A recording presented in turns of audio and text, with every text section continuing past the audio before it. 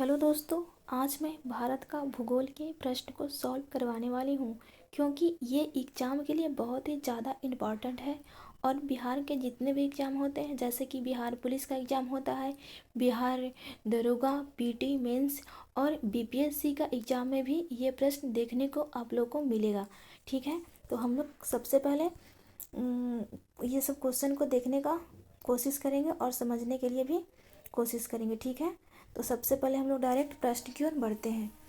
चलिए, फर्स्ट प्रश्न है ये, भारत की मुख्य भूमि का अक्षांश किसके बीच फैला हुआ है? तो 8 डिग्री 4 मिनट उत्तर और 37 डिग्री 6 मिनट उत्तर तक फैला हुआ है। भारत के स्थलाकृत मानचित्र का कौन सा संगठन बनाता है? तो भारतीय सर्वेक्षण बनाता है। भारत का मानक समय ग्रीनविच मध्य समय से कितना आगे है? तो 5.5 घंटा आगे है। किसको सूरज की ऊर्ध्वाधर किरणें कभी नहीं मिलेगी? तो श्रीनगर को नहीं मिलेगी। और नेक्स्ट देखिए, भारत के दक्षिण में सबसे दूरस्थ स्थल कौन सा है? तो ये है इंदिरा पॉइंट है। भारत के सबसे दक्षिण ये है, भारत का दक्षिण पर, तो सबसे दूरस्थ स्थल यहाँ पे इंदिरा पॉइंट या इंदिरा कॉल इसी को बोलते हैं। भारत का क्षेत्रफल पाकिस्तान से लगभग कितना बड़ा है? तो 4 गुना बड़ा है। किस देश के साथ भारत की अंतर्राष्ट्रीय सीमा नहीं लगती है? तो श्रीलंका के साथ नहीं लगती है, क्योंकि भारत और श्रीलंका के बीच समुद्र है जो पाक जल संधि अलग करती है और 2 महासागरों को जोड़ती है, पाक जल संधि, इसीलिए नहीं लगता है।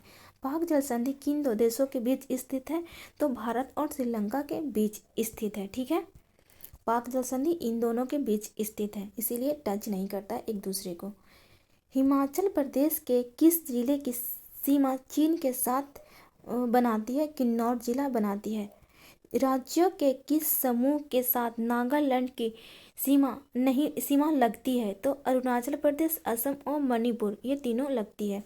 भारत के किस देश के साथ अपने सीमा मानचित्रों की अदला बदली की थी? तो बांग्लादेश की थी। आगे देखिए, भारत में 9 तटीय राज्य है, किंतु आधे से अधिक समुद्री नमक गुजरात के तट पर ही बनाए जाते हैं, क्योंकि कम वर्षा और अपेक्षाकृत आर्द्रता समुद्री जल के वाष्पन द्वारा नमक के उत्पादन के लिए आदर्श माना जाता है, इसीलिए बनाया जाता है। अब 9 तटीय राज्य किसे कहते हैं? तट का मतलब हो किनारा होता है। ठीक है, ये समुद्र ही है, इधर ही समुद्र है। और भारत का 9 राज्य है जो समुद्र को टच करती, इसीलिए इसको बोलते हैं 9 तटीय राज्य। ठीक है, किस राज्य की भूमि भारत के पूर्वी और पश्चिमी तट पर है? तो पांडिचेरी स्थित है। भारत के किस राज्य का क्षेत्रफल सबसे अधिक है? तो राजस्थान का सबसे अधिक है। ऐसे भी भारत का सबसे बड़ा राज्य क्षेत्रफल की दृष्टि से राजस्थान है। ठीक है, और बिहार का कितना है? आप लोग कमेंट बॉक्स में बताइएगा बिहार का कितना नंबर आता है क्षेत्रफल की दृष्टि में। भारत के तट रेखा कितना है? भारत के तट रेखा कितना है? तो 7516.6 किलोमीटर है। लक्षद्वीप में कितने द्वीप समूह है? तो 36 द्वीप समूह है। ये मतलब कि मान लिया लक्षद्वीप है, इसमें द्वीपों की संख्या 36 है। ठीक है, इसी समूह को बोलते हैं लक्षद्वीप। अंडमान निकोबार द्वीप में गद्दीदार चोटी यानी कि सैंडल पीक कहाँ स्थित है? तो उत्तरी अंडमान में स्थित है। आंध्र प्रदेश तमिलनाडु के तटीय भूभाग को कहते हैं कोरोमंडल तट। अब कोरोमंडल तट को समझिए। आंध्र प्रदेश और तमिलनाडु के तटीय भूभाग को हम तो बताए थे पर एक तट किसे कहते हैं? जो समुद्र से टच करेगा उसे तटीय भूभाग कहते हैं या तटीय राज्य कहते हैं। इस पार्ट को बोलते हैं कोरोमंडल तट। ठीक है, आगे बढ़िए। कोंकण तट कहाँ से कहाँ तक विस्तृत है? दमन से लेकर गोवा तक विस्तृत है। यह कोंकण तट इस साइड को बोलते हैं कोंकण तट। ठीक है, दमन से लेकर गोवा तक विस्तृत है। ठीक है, भारत का कौन सा संघ शासित प्रदेश ऐसा है जिसमें 4 जिले किंतु उसके किसी भी जिले की सीमाएं उसके किसी अन्य जिले की सीमा से नहीं लगती है? तो पांडिचेरी है। झीलों के अध्ययन को कहते हैं निम्नोलॉजी कहते हैं। कुल्लू घाटी किसके बीच स्थित है? तो धौलाधार और पीर पंजाल के बीच स्थित है। ठीक है, और नेक्स्ट हम लोग देखते हैं। ये अगला आ गया। ठीक है, आप लोग को अच्छा से दिख रहा है ना प्रश्न सारे। पिपली घाट दर्रा किस पर्वतीय भाग में स्थित है? तो अरावली पर्वतीय भाग में स्थित है। किस हिमालय चोटी को सागरमाथा भी कहते हैं? माउंट एवरेस्ट को सागरमाथा भी कहते हैं। गॉडविन ऑस्टिन एक शिखर है, पर्वत शिखर या शिखर। बृहद हिमालय का दूसरा नाम हिमाद्री है। बृहद हिमालय का दूसरा नाम हिमाद्री है। नाग, तिब्बा और महाभारत पर्वतमालाएं किसमें शामिल है? निम्न हिमालय में शामिल है। सह्याद्री पर्वत श्रृंखला या अन्य नाम क्या है? तो पश्चिमी घाट नाम है। भारत का सबसे ऊंचा पठार लद्दाख का पठार है। प्रायद्वीपीय भारत में उच्चतम पर्वत चोटी है अन्नामुंडी है। अन्नामुंडी प्रायद्वीपीय भारत इसको बोलते हैं, जो साउथ इंडियन को हम लोग प्रायद्वीपीय भारत बोलते हैं, ठीक है। इसको पार्ट को बोलते हैं प्रायद्वीपीय भारत। किस पर्वतीय स्थल को सतपुड़ा की रानी कहते हैं? तो पंचमढ़ी को कहते हैं सतपुड़ा की रानी। पंचमढ़ी एमपी में पड़ता है, आपको मध्य प्रदेश में मिलेगा। लोकटक एक प्रकार की झील है, ठीक है। मानव की सबसे बड़ी निर्मित झील कौन सी है? तो गोविंद सागर झील मानव द्वारा सबसे बड़ा बनाया गया है। शिव समुद्रम जलप्रपात किस नदी के मार्ग में पाया जाता है? तो कावेरी नदी है ना, उसी के बीच में ये मार्ग में पाया जाएगा जलप्रपात शिव समुद्रम।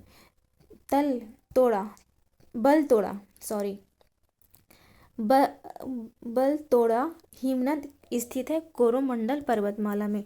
भारत में सबसे ऊंचा जलप्रपात कौन सा है? तो जोग जलप्रपात सबसे बड़ा है या सबसे ऊंचा उसको बोलिए हम लोग। ऊंचे क्षेत्र में लेटेराइट मृदा की रचना होती है अम्लीय द्वारा। लेटेराइट मिट्टी कहाँ पाई जाती है? तो आर्द्र तथा शुष्क जलवायु वाले उष्णकटिबंधीय क्षेत्र में पाए जाते हैं।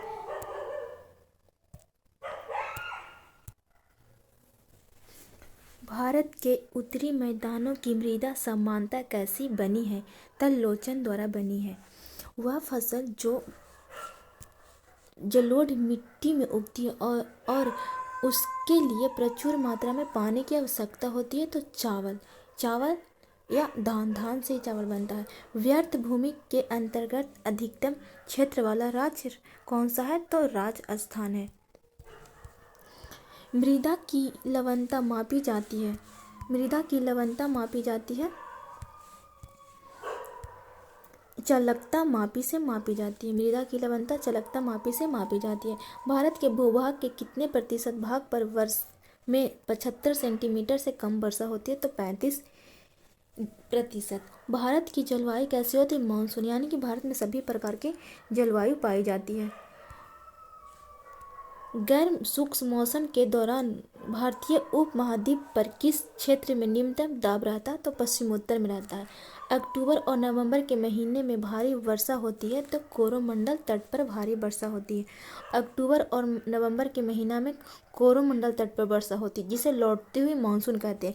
और भारत में मानसून का प्रवेश जून माह के फर्स्ट वीक में होता है और केरल तट से होते हुए ये ऐसे बिहार होते हुए मानसून लौटती है। चेन्नई को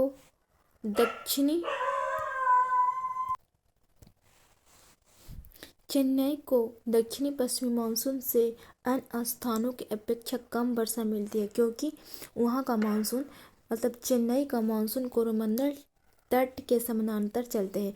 चेन्नई बहुत गर्म है और नमी को संघनित नहीं होने देता है। वे अपतट बने हैं। गुवाहाटी से चंडीगढ़ तक मानसूनी वर्षा की प्रवृत्ति क्या होती है? तो हासमान प्रवृत्ति की होती है।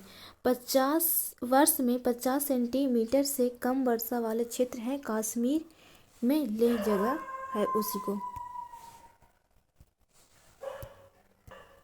थैंक यू दोस्तों, आज का वीडियो आप लोग को कैसा लगा आप लोग कमेंट बॉक्स में ज़रूर बताइएगा, और वीडियो को लाइक भी करिएगा, सब्सक्राइब भी करिएगा और अपने दोस्तों में शेयर भी करिएगा। तो थैंक यू वीडियो को देखने के लिए, और जो दिक्कत होगा आप लोग कमेंट बॉक्स में ज़रूर बताइएगा, ठीक है दोस्तों। Thank you so much.